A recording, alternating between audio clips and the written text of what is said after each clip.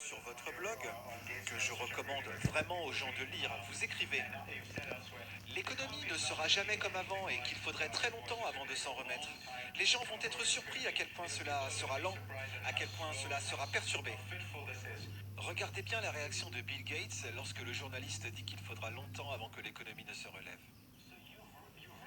Vous avez écrit un article sur votre blog, que je recommande vraiment aux gens de lire, vous écrivez: l'économie ne sera jamais comme avant et qu'il faudrait très longtemps avant de s'en remettre. Les gens vont être surpris à quel point cela sera lent, à quel point cela sera perturbé. Il y a des choses qui ne trompent pas. Vous voyez, cette réaction est celle d'un psychopathe. Se demeurer rigole et se réjouit à l'idée que l'économie pourrait avoir du mal à s'en remettre.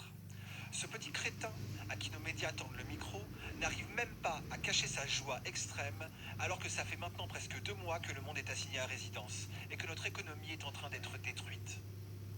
Pensez-y, une économie agonisante n'est pas sans conséquences.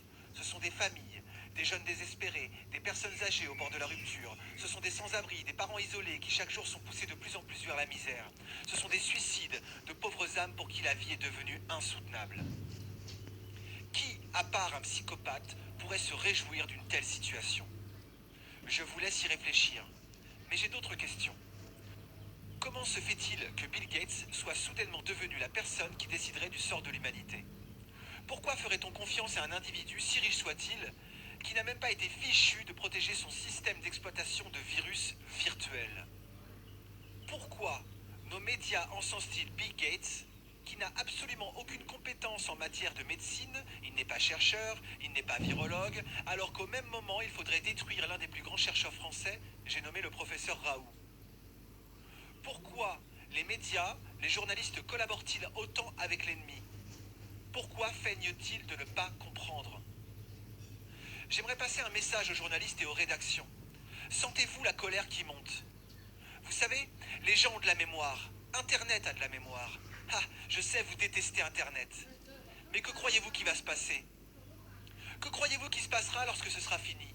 Parce qu'entre nous, ce plan de vaccination forcée n'aboutira jamais. Soyez lucides. Les gens ont bien trop compris où vous vouliez en venir, et c'est d'ores et déjà voué à l'échec. Donc lorsque le pays sera libéré de ce gouvernement politico, médiatico, pharmaco-financier, croyez bien qu'on viendra vous chercher, chers journalistes. Un par un, nous viendrons vous chercher. Toutes les rédactions et tous les journalistes qui auront été complaisants avec l'ennemi, et nous vous jugerons.